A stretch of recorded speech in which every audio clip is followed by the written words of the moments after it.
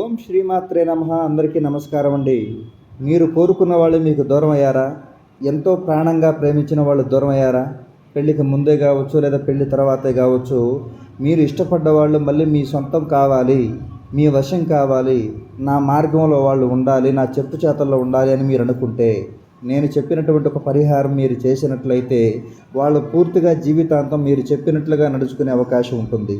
అయితే ముందుగా ఒక కొబ్బరికాయ, ఒక తమలపాకు, 2 పసుపు కొమ్ములు తీసుకొని తమలపాకు మీద మీరు ఎవరినైతే కావాలి అని కోరుకుంటున్నారో వాళ్ళ పేరు, మీ పేరు రాసి ఒక కొబ్బరికాయ మీద తమలపాకు పెట్టి, తర్వాత 2 పసుపు కొమ్ములు పెట్టి వీడియోలో చూపించిన విధంగా దారాన్ని, 3 రంగుల దారాన్ని మొత్తం 11 సార్లు చుట్టి, మీరు మనస్ఫూర్తిగా ఎవరినైతే ఇష్టపడుతున్నారో వాళ్ళ పేరుని సంకల్పించుకొని ఇక్కడ మంత్రాన్ని 11 సార్లు, ఒక్కో రోజు 11 సార్లు జపించాలి. ఇలాగా 11 రోజులు చేయాలి.